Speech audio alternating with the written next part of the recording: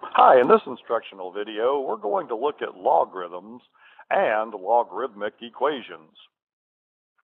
Now, remember in the previous section, we dealt with exponential functions in the form y equals a raised to the x power for all positive values of a, where that base number, of course, could not be equal to 1.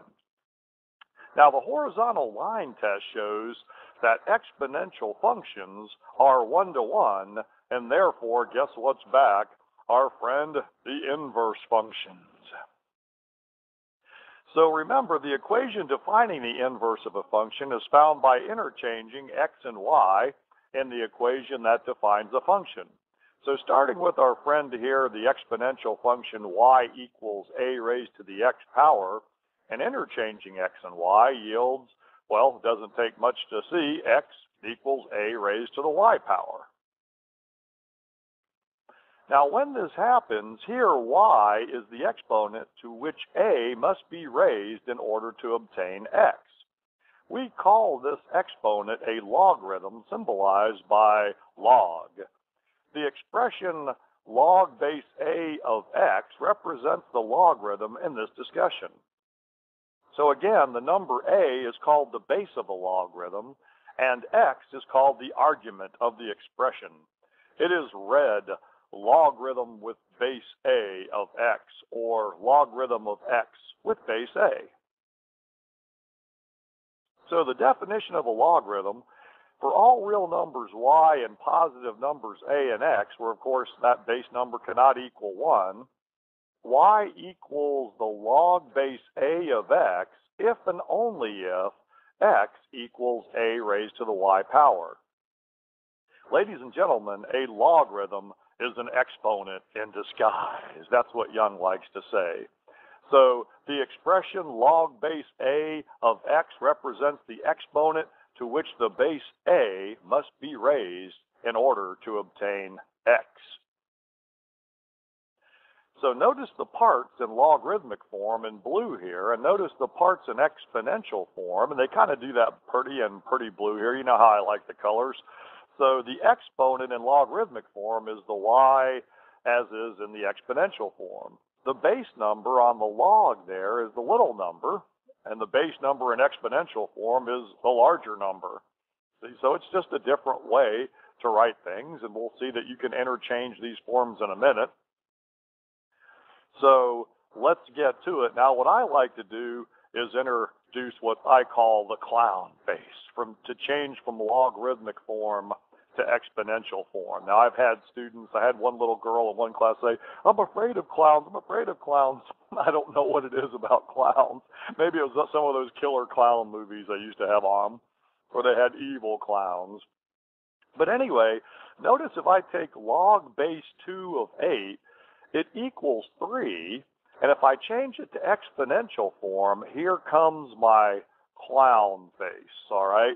So in other words, this base number 2 is a little bit below the 8, so in other words, 2 raised to this power gives us that answer 8, all right?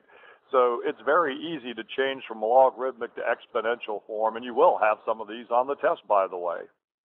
Second example, log base 1/2 of 16 equals -4. Let's make the coveted clown face. So in other words, this base number of 1/2 raised to that exponent of -4 is 16. And we can keep doing this and doing this. Now on your calculator, the log is called a common log. And most of you with a scientific calculator will notice the log here. Now, if you put the log of 100,000 in your calculator, it should give you this answer of 5 here. Why? Because your calculator knows that 10 raised to this power, when you make the clown face, gives you 100,000. So that is why your calculator, when you say the log of 100,000, gives you 5. It knows it's 10 raised to the 5th power. Next example, log base 3. Of a fraction, 1/81 equals -4. Very easy to change into exponential form. 3 raised to the -4th power is that. And we can just keep doing this and doing this. Lots of examples. 5 raised to the first is 5. And of course, anything raised to the 0 power gives us 1. So use the clown face to change from logarithmic to exponential form. Let's get to some exponential equations now. Solve this equation, log base x of 8/27 equals 3. So if we write out the problem here, guess what? If you see it smiling, you can smile back at the clown face. So we can say x to the 3rd power in exponential form equals that 8/27th answer. And of course, we can write 8/27 as 2/3 cubed and see the answer is 2/3. Now, I don't know if a lot of students would necessarily see that. A lot of you may say, well, to solve this for x, let's just go ahead and take the cube root of both sides of the equation. And that could be something you could do on your calculator. But either way, you will get this answer of 2/3 for our first logarithmic equation. And let's see what we have here. I guess this is just the check for it. So if we take that answer, of course, we've always got to check equations. You know that. If we take 2/3 and we plug it back in here for x, and we do the clown face and change from logarithmic to exponential form, which we are finding very useful now, is 2/3 cubed 8/27? It will check. So always be sure to check both exponential and logarithmic equations. Let's try another one. Solve this logarithmic equation for x. Log base 4 of x equals 5/2. All right, so once again, do you see that this one might be a little bit nicer here? You can go ahead and say 4 raised to the 5/2 power gives you x. Now, if you remember your E over R, I planted some seeds in your mind on previous tapes and so forth. You know, this is how a lot of textbooks will do it from this point, but Young is going to take this out to the side, and he is going to say that would be the square root of 4, and that 5, remember, you can put inside or outside the radical from previous lessons. I'm going to put it outside, which now I would jump to this step. The square root of 4 is 2 raised to the 5th power is 32. All right. Now, I don't know if a lot of students would necessarily see that 4 to the 1/2 power raised to the 5th. Of course, 4 to the 1/2 power is 2 as well here, but I like the old E over R when it comes to things like that.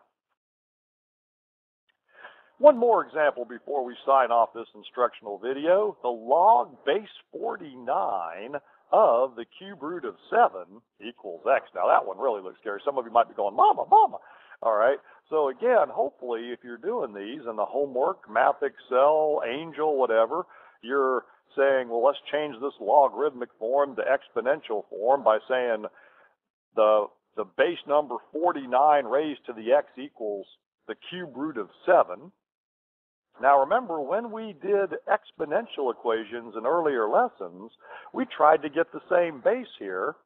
So we're going to do that again. We're going to say 49 is 7 squared, and the cube root of 7, remembering your E over R rules here, exponent divided by root is going to be 7 to the 1/3 power. So in the next step, we're going to multiply the exponents to get 7 to the 2x power equals 7 to the 1/3 power, and once these base numbers are the same, you can take these powers and set them equal. So 2x equals 1/3, divide both sides by 2. Now remember, 1/3 divided by 2 is the same thing as 1/3 times the reciprocal of 2, 1/2, and we get 1/6 for this answer. Now, here is a handout in your care package in Angel.